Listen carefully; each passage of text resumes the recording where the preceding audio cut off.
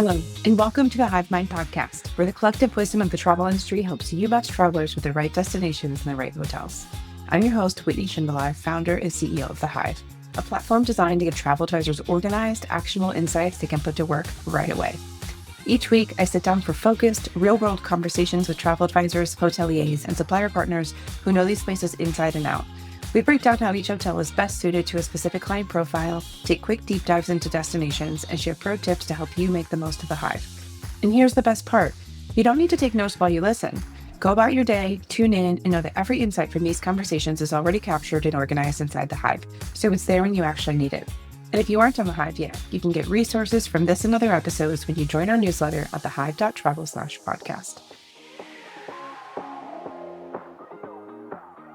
Today, we have a new episode of The Essentials, a deep dive all about helping you not just understand a destination, but feel it. The energy, the vibe, and the nuance that make it unique. Trusted destination partners share key details that matter most and help paint an overall picture that will inspire you as you present the destination to clients. When you bring a destination to life with confidence and clarity, you build trust, you spark excitement, and you make it that much easier for your clients to say yes. Joining us today to talk about Porto and the Douro Valley in Portugal is Ryan Opaz, owner of Patamar Select, a DMC based in Portugal. Let's dive in.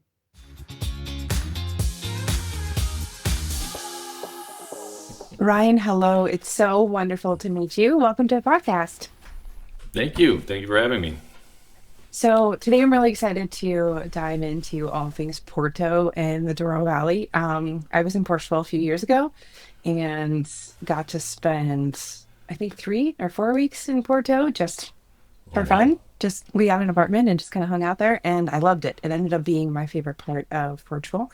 But I'm curious to know your connection to Portugal as a destination, but also just to Porto and the Douro Valley specifically. Ooh, I mean, I'll give you as short a version as I possibly can. When I tell the full story, it takes quite a while. But I have a family history that goes back here to the 70s, and due to a series of unlikely events that read like some kind of mystery novel, I ended up having a family connection here. And in 2003, when I met my future wife, instead of a wedding, we backpacked around Portugal for a few years, or for a few weeks. And eventually we moved to Europe. And when we were in Europe, we lived in Spain. And then at some point, our son was due to come. And we found we had more friends here in Portugal than Spain. So we picked up and moved here so we'd have more support. And that has led to us being here for many years. I've been working here since 2003, basically. And yeah, that's why I'm here. I love Porto just because it's a bit more family-friendly location. It's, as you saw, it's a beautiful city, but I love it for a lot of different reasons, which I'm sure we'll get into in a bit. So your company is now called Patamar Select. I believe you went through a recent rebrand. When did that come into the picture? So my history, I've been working in food and wine since 98 or so a very long time. Mm-hmm. And when we moved to Europe, I didn't have a job, but I thought I could get a job in the wine industry. So I started a website called Catavino, and Catavino became very well known for it was one of the first 5 or 6 wine blogs in the world. We ended up running the largest and biggest wine bloggers conference in the world for many years. And through all that, we hosted events in 8 different countries around Europe. And so Catavino did consulting, it did press trips, it did events, it did writing. We had online journalism, writing about wine and food. And when we started our DMC, it came because people were asking us questions. And we realized we should probably be charging for that knowledge, which we weren't very quick to catch on to the fact, but eventually we did. Sure. And once we realized we should be charging for that knowledge, we took and kept running as Catavino tours.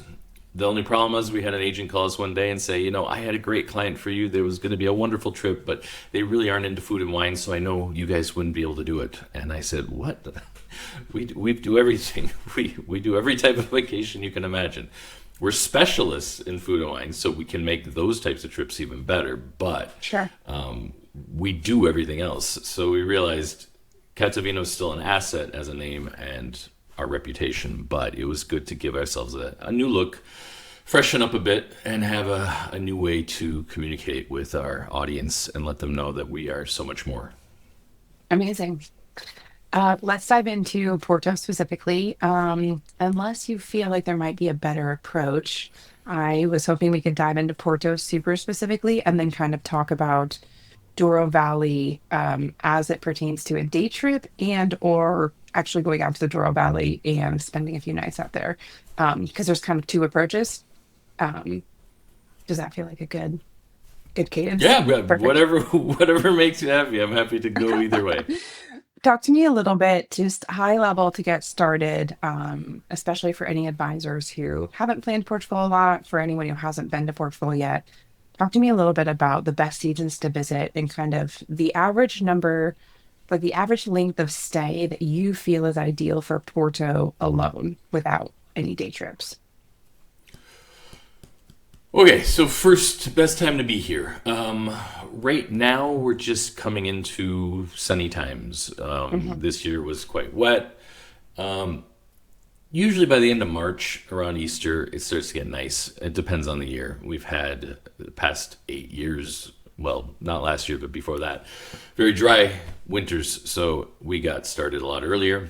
But April, May, you're going to start to see things dry up. The flowers are coming out. It's beautiful here. And it's a nice time. It depends to what you want. I mean, the camellia season, which a lot of people love Porto for the camellias, the famous flowers from Japan, which Porto has one of the biggest collections in the world. You want to be here in the winter. So if you're really into flowers and gardens, it's a great time to be here. It's very wet and rainy, but for that niche customer, it's a nice time. Middle of summer, nothing's really open. July, August, it's kind of dead. There are tourists still doing the standard tours and stuff, but I just find the city's too hot and kind of slow. There isn't a lot going on. So shoulder seasons, spring, and then the high season for us is September. September with the harvest is high season. Okay. Lots of people here to go see the harvest, etc. When you say that things are closed, do you mean like restaurants and shops? Yeah, I mean, a lot of people take their breaks in summer because Portugal's always been a country whose summer was the Algarve. People would go there from the EU and other places to drink beer and sit on the beach and roast themselves silly. And now we have a little bit more tourism happening, and there are things to do, but there are things closed because people will take time off because they want to go do that too. So, especially in August when people are right before the harvest, and now even earlier because harvest is earlier. You have winemakers and things, if you want to visit wineries, who are taking their last break before that harvest run of the harvest. So in terms of, I know that a lot of travelers come and go quite quickly and they bounce around to different cities and they only stay a couple nights here and a couple nights there. But from your perspective, how many nights in Porto for a traveler do you feel is ideal? That's the hardest question on the planet. I mean, I've lived here for a very long time and I still discover stuff every day. So, and the amount of travelers we get who actually relax on a tour is so small, unfortunately, and take the time to actually enjoy a place. To visit all of Portugal on a 1-week trip, I say you need 10 days to see mainland Portugal. Of that, you'd want 3 to 4 nights in Porto of that 10 days, I would say, where you could do day trips out of here. Now, if you're just going to do Porto, a week's not unreasonable because you can take a day trip to the north, even get into Spain in 1 day and enjoy some of Galicia. You can do the Douro for a day or two. And a lot of people, if you're staying in Porto, and even if you spend 1 night in the Douro, which we'll talk about, they still consider that staying in Porto.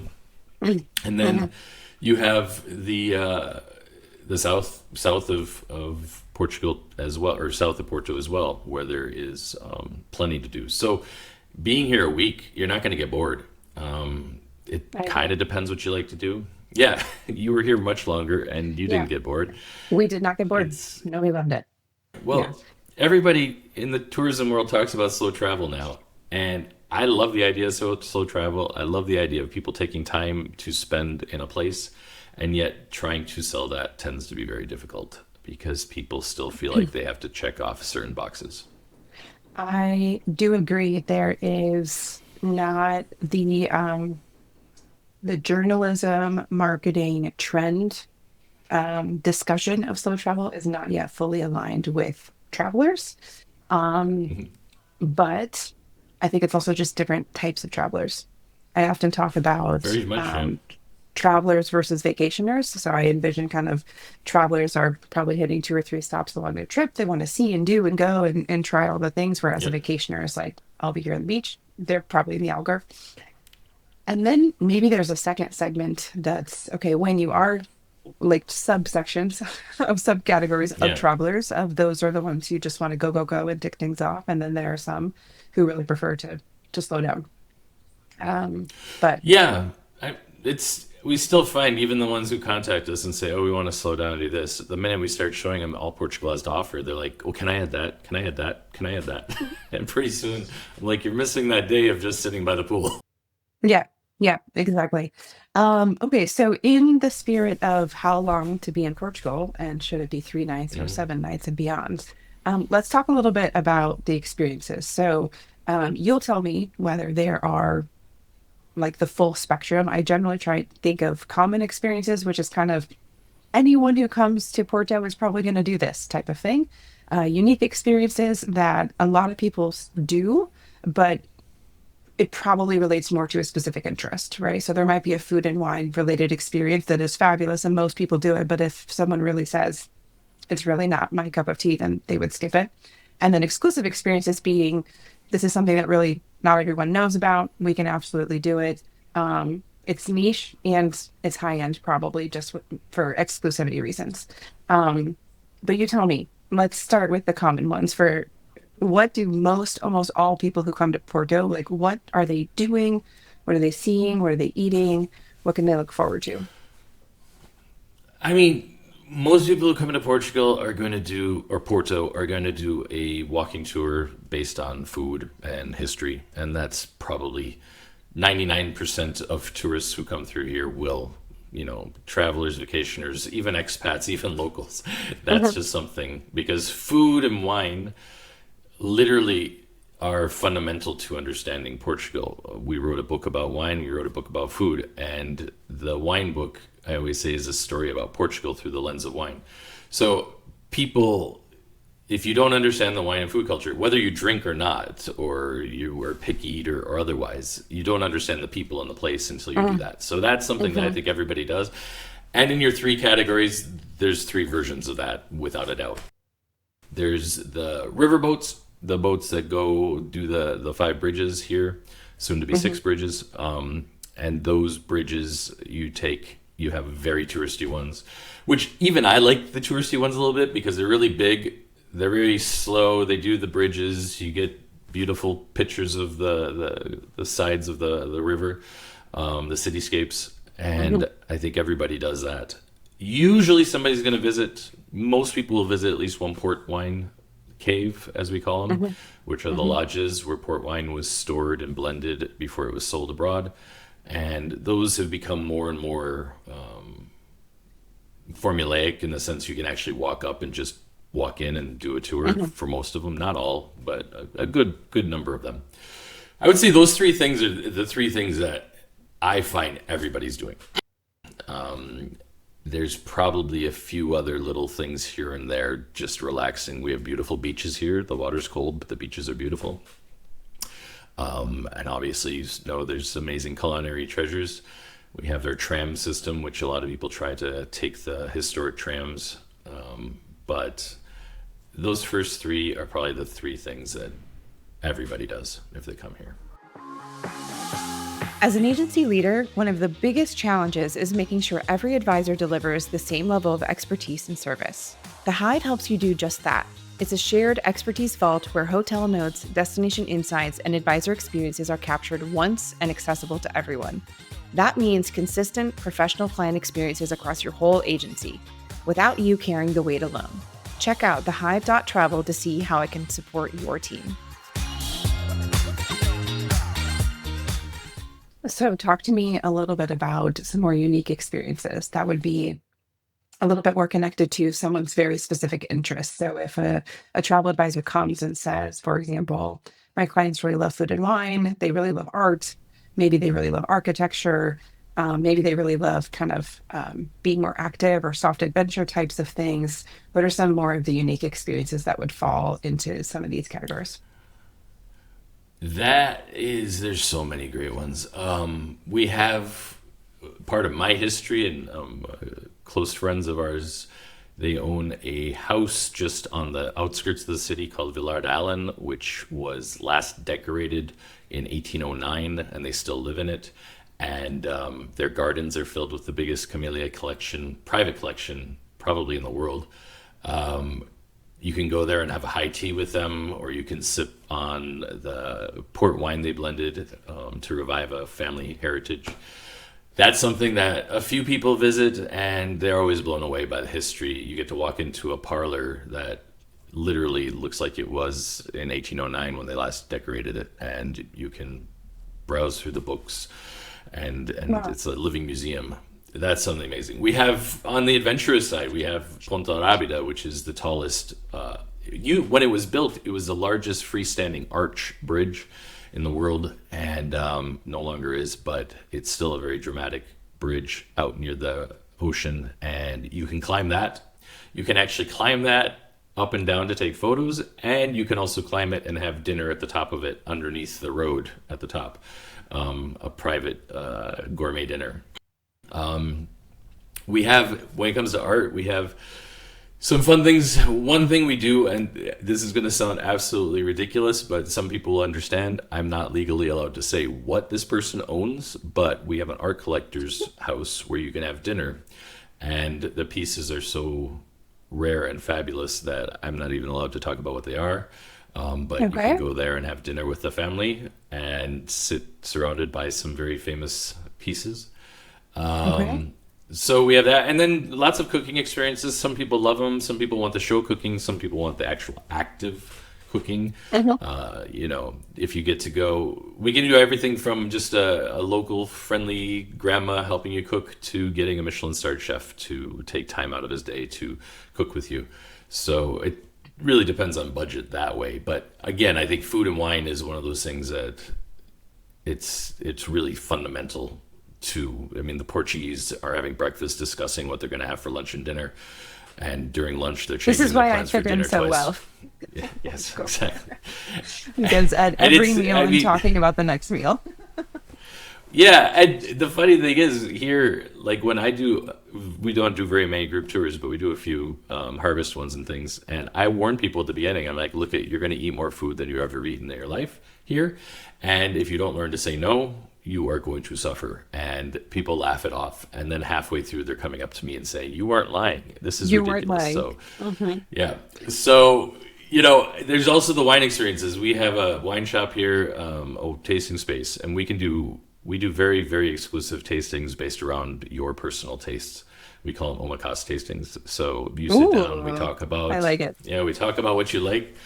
And we may taste old wines, we might taste maybe a beer or a aged tea or something else, but it's always around the story that you have and where we end up, we never know. But we do those types of things. So with our wine and food background, we have access to a lot of that. But as far as culture, we also have access to a lot of professors and things in disciplines. So if you are into architecture, we can get you a professor of architecture to do a walk with you around the city and tell you deeper stories of some of the buildings. There's so much history everywhere, but here as much as anywhere. And finding the layers of that history, it's important to find some experts and not just somebody who learned a script. So those are the things that we love to put together when somebody is, thinks to ask for it or has the budget to do it. So you've mentioned a few times how closely food and wine is tied to Portugal as a country, but also to Porto.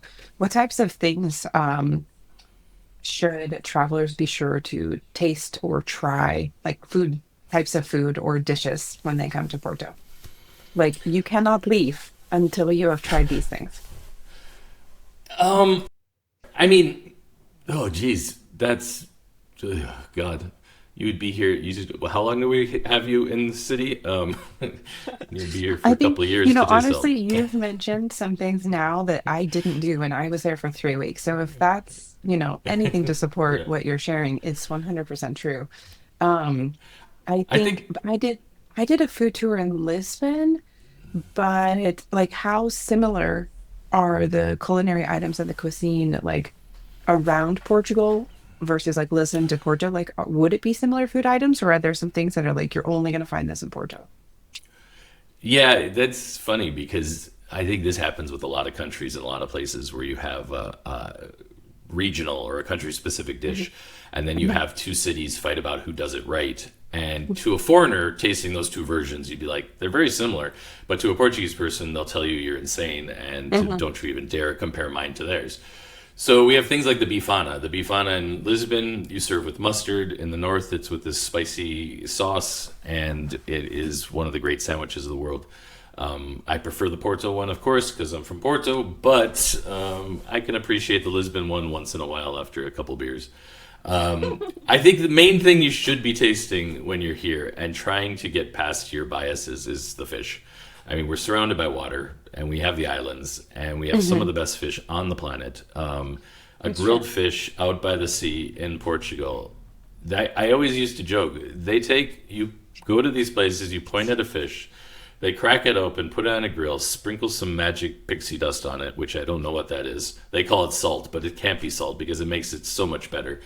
And then they take and serve it to you, and you don't even order the potatoes and the grilled pepper salad and everything else that comes with it. It just shows up. And that's going to be the best thing you've ever put in your body. It's so fresh, so simple, so just exquisite. So if you don't do that, and I know some people don't like fish, some people won't try fish just out of their own, past biases, but this is a different level. So I think that's definitely on the top of the list. Um, as far as other foods, we have our famous sandwiches in Porto, the francesinha, which is this mountain of meat, and Mhm. A I literal enjoy mountain. one. Yeah, it's literally a mountain of meat with a slightly spicy beer-based sauce on top, and it's delicious. I like to have one once every 1 or 2 months because it's literally just a commitment. You need to buy it a ring before you dive in. Um, and then bacalhau is another fish, but they don't treat it like fish. They treat it more like meat, which is a salt-cured cod. And a lot of those dishes are very rich and dense. And they eat more like meat than they do like fish, to be honest, just in Mhm. the sense of the intensity of flavor. Um, and then, I think Portugal, if you don't have piri piri chicken from a good churrasco, so churrasqueira, so if you don't go to a place that is a little bit suspect, where you're a bit afraid to walk into, where people are giving you dirty stares and ordering the spicy chicken, you really haven't tasted Porto in many ways. You gotta go find that dive bar that has a grill in the front window and some guy who probably is developing lung cancer by the minute as the smoke rises up out of it. He's been there forever. And you go up and you order half a chicken for $5 and it's dripping in this buttery, spicy sauce. Your heart will stop and you'll have a smile on your face and it'll be wonderful. So, That, I think I did not have this experience when I was in Porto. The spicy chicken it's, dive bar experience. I think I have to come back. yes, it's so good when done right. It is so good. It's so good. So when we are talking with clients about planning a trip in Portugal, and we are kind of in that discovery call mode, so right before actually reaching out to you and your team to plan a trip, what should we be asking clients that will help us gather insights and intel about not only their preferences, but what they're looking forward to, that we can then bring to you and that would really like help you and your team, customize the trip as much as possible? I think it's more the gradations of the standard questions. Mobility is one of those things that we always have a joke if we have a small group of people.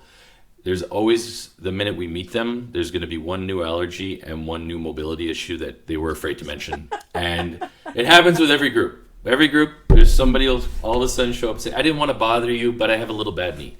I think really knowing your clients' mobility is important in Portugal because we have a lot of stairs, a lot of hills, a lot of uneven footpaths. And we can deal with that. We've dealt with people who can barely walk just fine, but we need to know in advance. And so, oh, I have an old college injury. Well, is that really something that's keeping you down? So I think mobility is an important one.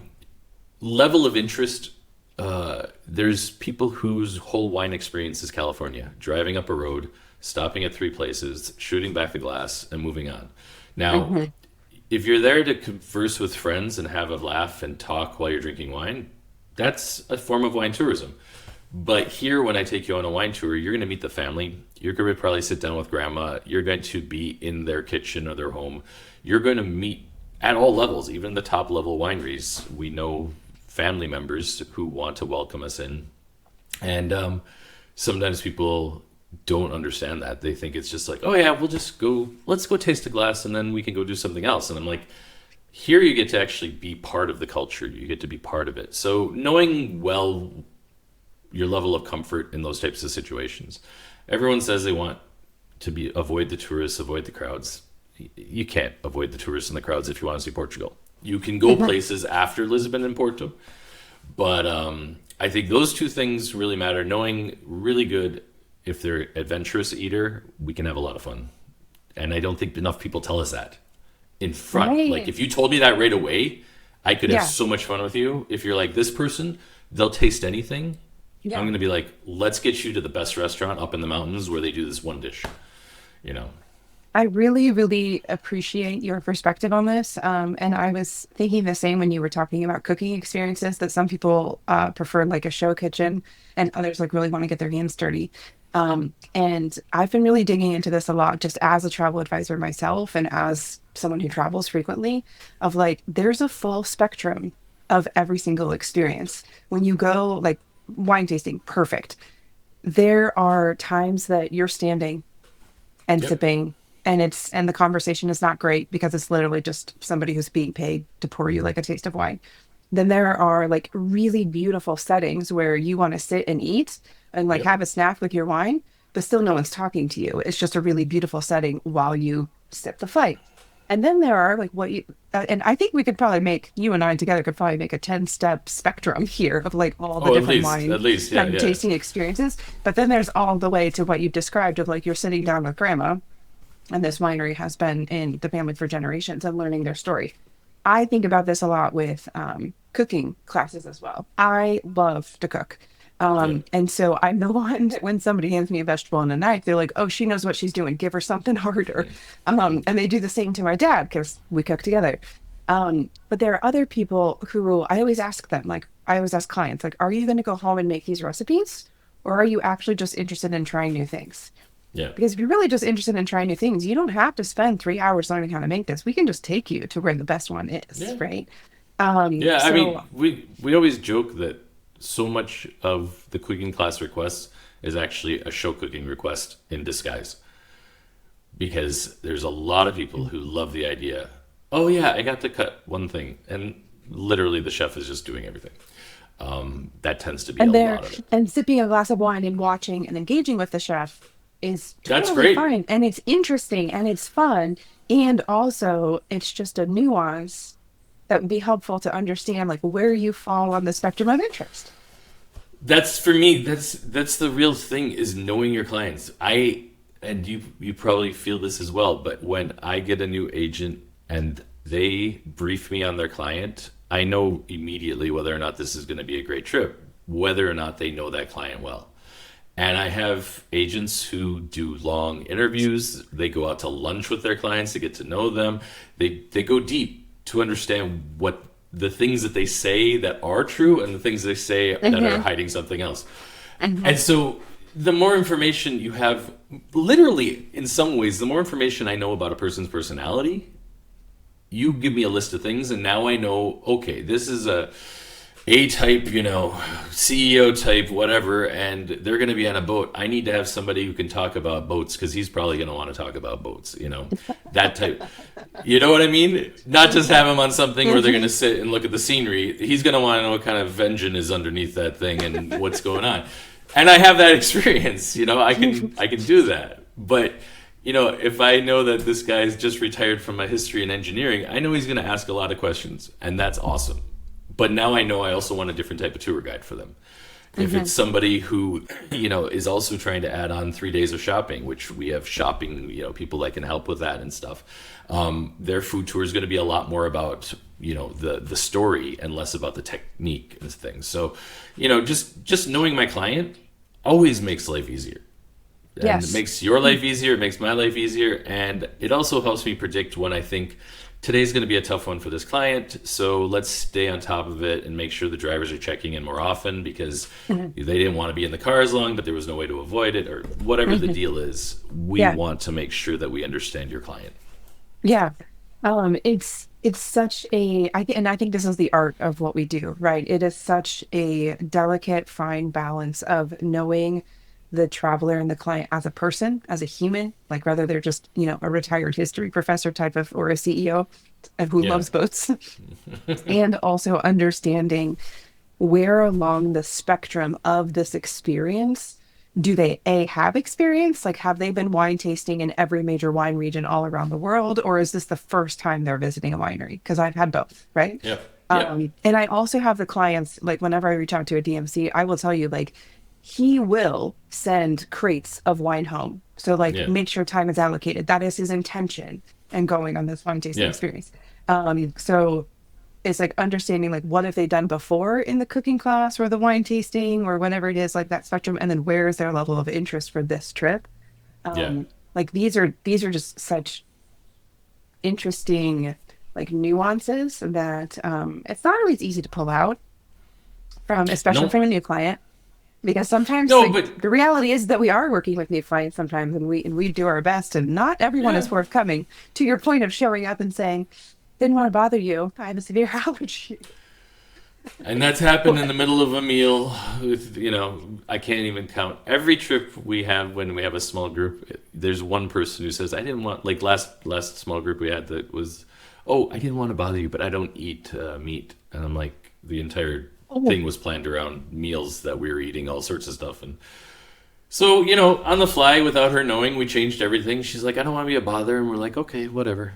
So, it happens. That's what our job is to make sure we can handle that. And we do, and we can, and we make it happen. But I think... I hope you just get a good laugh in the office once in a while, because like how else can you react to those types of things? Well, I don't have any hair left to pull out. So, we have our moment of anger, and then we degrade into laughter eventually. But it's not even on them in that sense. Like, they think they're not causing a problem, and we can fix that problem. The difference is, if we didn't have to fix it on the fly, we could make the experience 10 times better. And that's the thing. It's yeah, I don't know if this is too frank, but I was just thinking in my head, like by trying to not be a bother, you're actually more of a bother. Always. Because I would have preferred, I would have preferred to do this before. Well, and especially with mobility. Mobility is one of those things that a lot of, and I'm no spring chicken anymore, but there's people not much older than myself who think they can still run a marathon, just like they did when they were 25. And I'm like, just be honest. I can do this much per day, or, hills, my knees are getting bad. Just let us know. And we can take a tour where you're better at going down a hill than up a hill, or up a hill than down a hill. We'll turn the tour around so you go the opposite direction, because we know now that's going to fit to your body. And I think that's really key. On top of that, when it comes to diet and things, a lot of people, they want to experience Portugal, but they discover that doing it on their own, they discover one part, because the Portuguese tend to give, I'm kind of going off on a tangent here, but it's an important tangent. In Portugal, we have a lot of vegetables. We eat a lot of vegetables. But when you order your food in a regular restaurant, you order the protein, and you get potatoes, rice, and maybe a little veg. The one thing you're missing is the real place where you get vegetables, which is soup. So we get a lot of people who say, Portugal doesn't have any vegetables. And we're like, but if you talk to us, we'll let you know. We eat soup as our vegetable course. And we have 1,000 soups, and they're really good soups, and they're so good. They're delicious Interesting. soups. Yeah, but if you walk into a small tavern and you order lunch and you look around and you see somebody without soup, they're a tourist. Oh, that's hilarious. I don't think that I realized that. I'm not a big soup person, so I probably never ordered a single soup while I was in Portugal.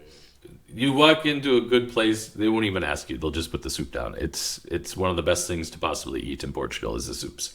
And I bring that up in association with this because when it comes to diet and stuff, people say, oh, I just eat this. And I'm like, okay, well, if with a little few tips, you can get a better meal for you. If you let us know what it is you do or don't eat or what you do or don't like, we can make those experiences better for you. Amazing. Okay, so we've talked about so many things. Porto does really seem to be a destination that has something for everyone. But is there any type of experience or any, like, I don't know, category of experiences that someone could come to you and say, like, this is what we really love, this is what we're really interested, and you would actually say, like, I don't know if Porto is the best place for you to, there might be other places in Portugal that would be better suited? I mean, if you want to be in the water all the time and you're not like a hardcore surfer, it's ice cold water. We love it. We're used to swimming here. My son loves swimming in the ocean here, but it's cold. It's Atlantic cold water. And so that is one of those things that I think I would definitely send you to a different place. And there's certain things you can't do here that you can do in the south, like hot air balloons in the Alentejo. We don't have that up here due to the mountains. Kids, surprisingly, are a huge asset here. The Portuguese love kids. In fact, there's very few places you can't bring a child. Even a Michelin-starred restaurant oftentimes will take a child. It's not today a little bit less than when I first got here, but when I first got here, we had our son. The first 2 years he was alive, we'd go to a restaurant, and Grandma would come out of the kitchen, pick up our son, walk away, and we wouldn't see him for the whole meal because he'd be playing with Grandma in the kitchen. So kids really have a lot, but the one thing they don't do well here is like guided kid things. There are a few areas in Portugal where we have that. We have this amazing dinosaur museum, like forest park. I love it myself. It's not even for kids. It's amazing. Down by Nazaré. And we have a lot of fun activities for kids, but they're all activities that tend to be less guided. So we have one of the coolest green parks with amazing things to climb on. But there's no playground in it. But there are rock walls that are short and tall so little kids can climb and play and kick the ball around. You have the river boats, which kids love. So there isn't a lot that we can't do here or we don't have offers for. I would say that the bigger problem is we don't have a lot of people asking what can be done. So people pick up their Rick Steves and says, Rick says I need to do these 5 things, and I'm going to go do those 5 things. And they never think to ask, is there something for my kid? Like we have a scavenger hunt for kids where they can go look for, monsters hidden in carvings on buildings and things. And, these are the things where it's sometimes hard for us to sell because we don't find out what the client's like until they get here. So it's, yeah. So on the family topic, I mean, tell me what, I have 2 small children.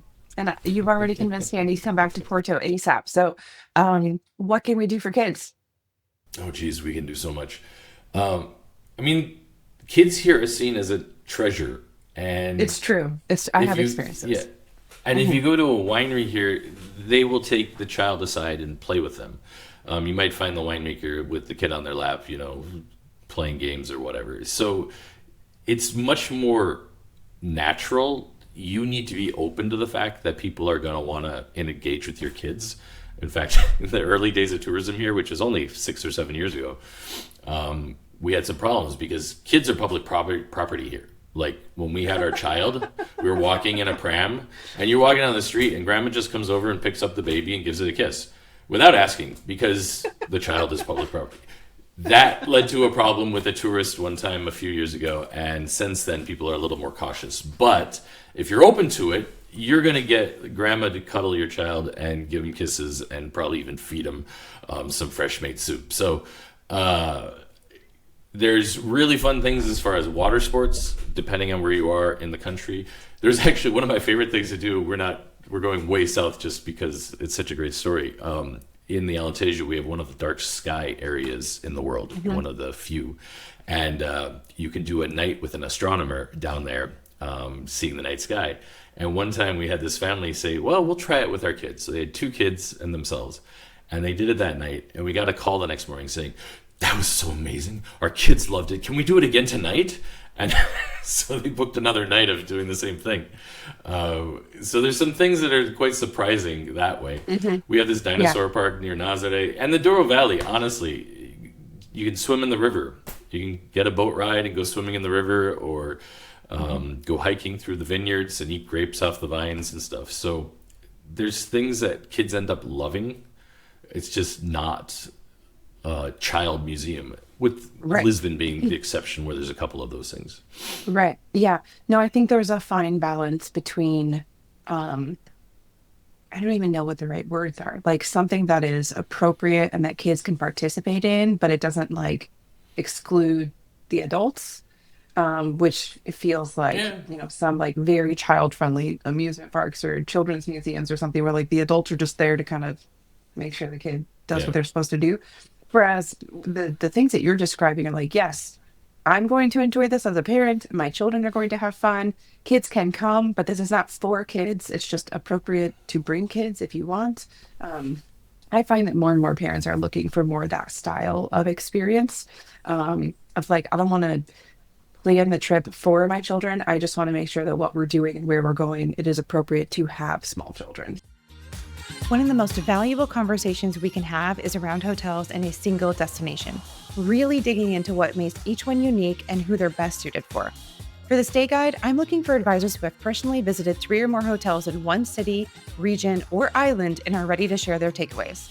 If that sounds like you, I'd love to have you join me for a future episode. Head to thehive.travel/podcast to fill out the interest form and tell me more. And I love engaging with kids. The few times I get to guide, I do most of the specialty guiding, but when I do guide and I have a child, it's fun to be able to get them to engage and give them things to do. But we have walking tours, as I was saying. We have a walking tour that's for adults, but they have paper and a checklist for the kids who are doing a scavenger hunt as the parents are also learning about the city. So I think that's not a problem to do. It's a lack of creativity, both in the tour provider and sometimes the person asking for it. It's so easy to do something like that. All my guides love kids, and if I put a kid with them, they're going to engage with that child and try to show them fun things. Maybe buy him a sneaky ice cream on the side when mom's not looking, to have fun and play and do those things. Now that I'm thinking back, the guide showed up with gifts for my daughter. She brought like a paper lantern kind of thing that was from Porto that we ended up taking home. And then what is the holiday that's in Porto? And it's got to be like San João. June or July. Is that what it is? And it's like the biggest, most impressive display of fireworks I have ever seen in my entire life, including any 4th of July celebration in the US. It just kept going. And it was huge and it was everywhere. And these little things that you walk around and you hit people with, this little plastic toy. We were in Portugal when my daughter was 2. She is now 6. That toy is still in our house from Porto, from that holiday. And the guide brought it to her. Tons of them around here. Yeah. So that's San João. That's a hard holiday for us as a tour company because booking it, downtown literally shuts down and you can't drive into the city. And we've had clients call us and say, we're staying in Porto that night. We arrive at 5. And I'm like, well, okay, do you like walking? And they're like, well, no, we'll take a cab. I said, you won't be taking a cab to your hotel. There's no way. So you need to be careful on the 23rd of June that you know what your plan is. If you're already here, it's okay. But the party goes till dawn. The It tradition absolutely is to does. stay up till the sun rises and see the sunrise. And historically, people would jump in the ocean at sunrise to wash away their sins, some say. But in the end, it's a great party. It's fun. It's a unique, one of a kind thing. Yeah. You'll probably So we not didn't see in know. many places. We just booked our trip and we were there for like, 3 weeks or whatever. And it was just like, we started seeing like things happening around the city and like you could feel something was going on. And then it was our guide who brought this toy. It's a plastic thing. And she brought it and I was like, what is this? And why is it so noisy? And she was like, oh, this is for the holiday. Like you didn't know about this? And we were like, no.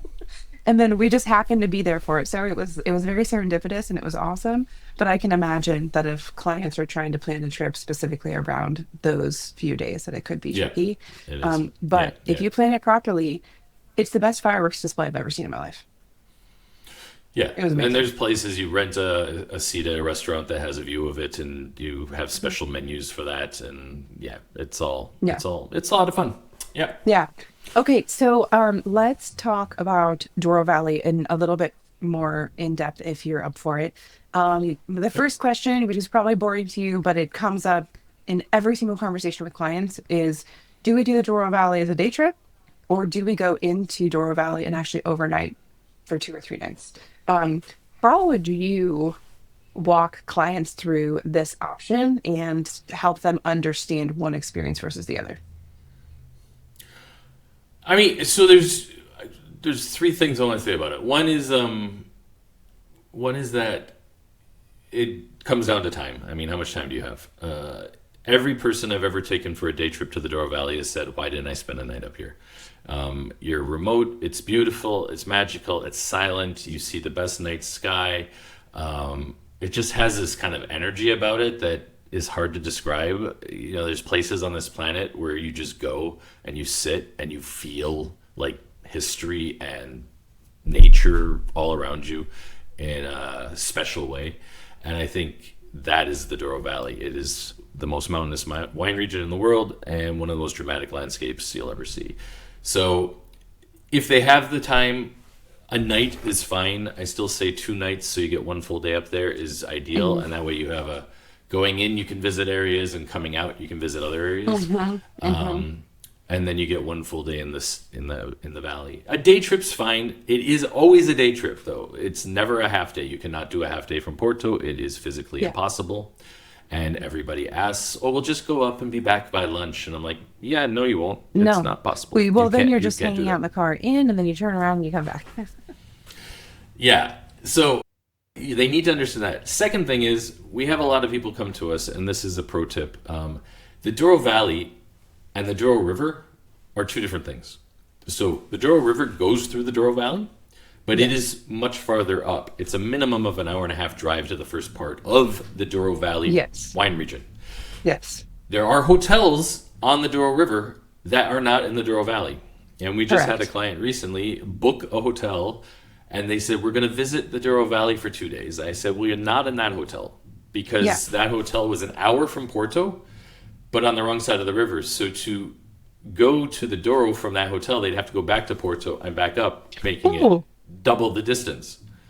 Oh my gosh. And with more curves. And so people who are sensitive to curves, they ended up just not enjoying their time, even though they wouldn't take my advice and change the hotel. So there's a few of these hotels on the Douro River which are great to stay at if you just want a book and a view. But to do anything, don't go there. If you want to go to the Douro Valley, you have to go all the way up and enter past Vila Real. Yes. Yeah, and that drive is generally around 90 minutes minimum, right? To even get there. To the first part, it's about 90 minutes, yeah. Yeah, and then to actually get where you're going, it's probably 2 hours, by the end of. Yeah, I mean, the first winery you could visit is probably 90 minutes, and you can go all the way to 4-hour drive, ideally, to the last winery you could visit. So it's a very big area, and there's no straight lines.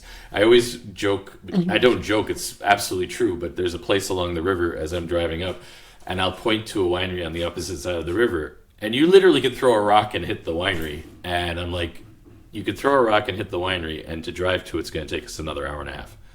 So So are boats helpful at all in this situation? boats can be helpful, and we do use them for certain areas and certain legs of journeys. Boats can be a great way to do it. But it's just realizing that Douro forces slow tourism upon you. You don't have a choice. So you go up there, and if you visit 2 wineries in a day, you've had a very full day.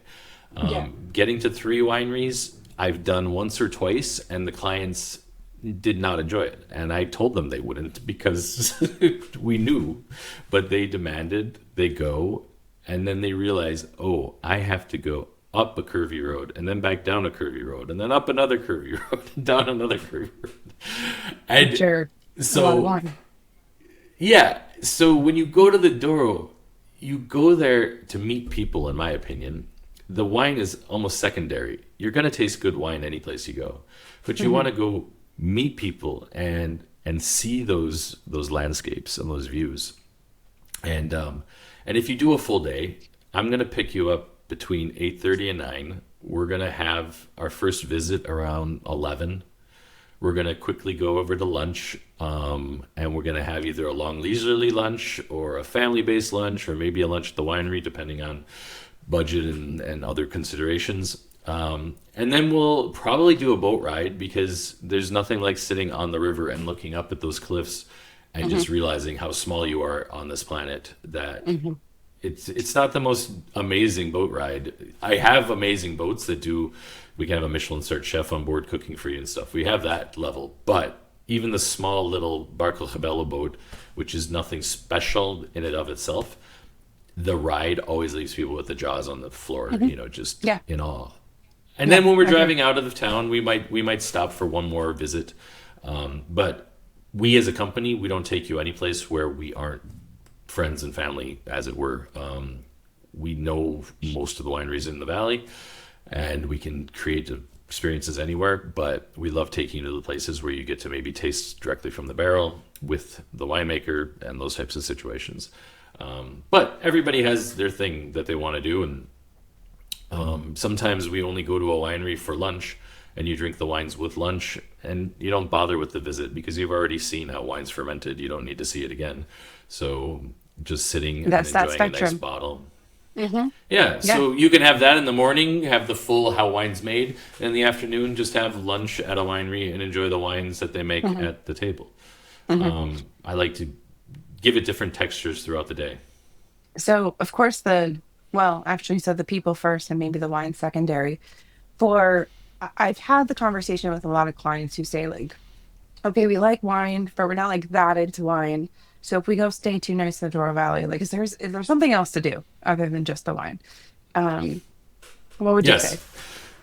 I mean, I'm biased because it's like my second home. It's what I love. But if you like hiking, if you like nature, absolutely no problem there.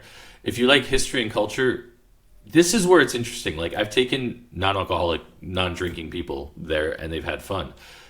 The thing that I find interesting, I'm not an architect, but I could appreciate an architectural tour.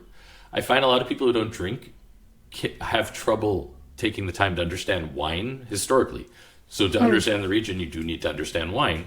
And that history is fascinating, whether you drink or not, whether you even like the wines or not.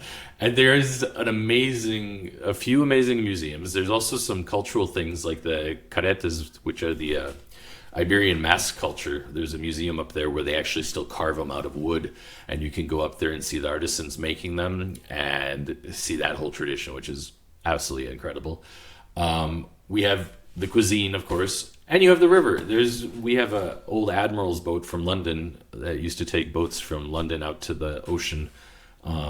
That's been restored, and it's absolutely beautiful. It's actually the first picture on our website. And that boat, we can have you do breakfast on it in the morning, or you can be on it from morning until night and go all the way up to Spain, and then take the train back into the Douro after the trip.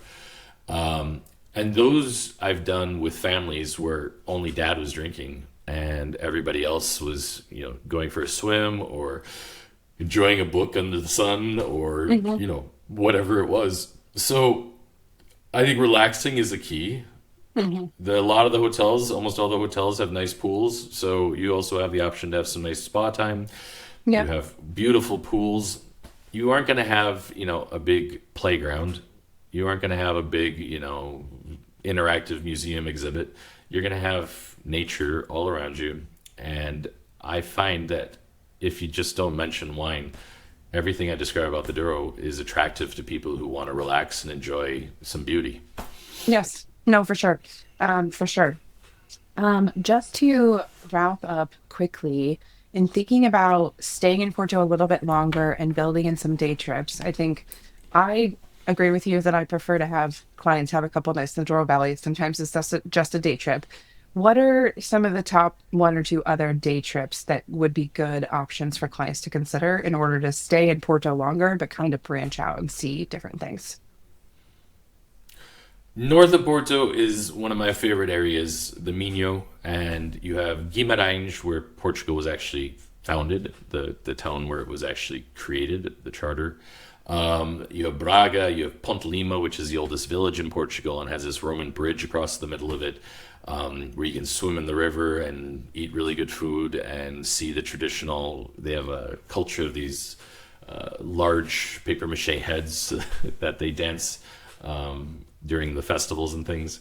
And then you have Gerês National Park, which we get a lot of people who, this happens a lot with our wine people. They're like, I'm going to do 7 days of wine, but I need 1 day to kind of recover. And we'll take them up into Gerês, which is this natural park with mountains, rivers, and things. And they can go swimming in the waterfalls and eat the local beef that's grown on the mountainside up there. So that's one of them, that side. And to the south, you have Aveiro, you have Coimbra, you have a lot to do with the tile culture in Aveiro with the Vista Alegre factory. You have the university in Coimbra. Those are quite easy to get down to. And maybe a little bit of the Dow near Viseu, though that might be like the Douro, an overnight trip. But there's so many small little places. If somebody wants to explore something different, and we go in these areas and we know roughly the type of activity they want to be having, there's a lot of stuff that never made it into any guidebook and where you're probably not going to see a tourist and you're just going to have a great time. Amazing. Ryan, I really appreciate your time and it's so lovely to meet you. Thank you for diving into all things Portugal and the Douro Valley with us today. My pleasure. Anytime.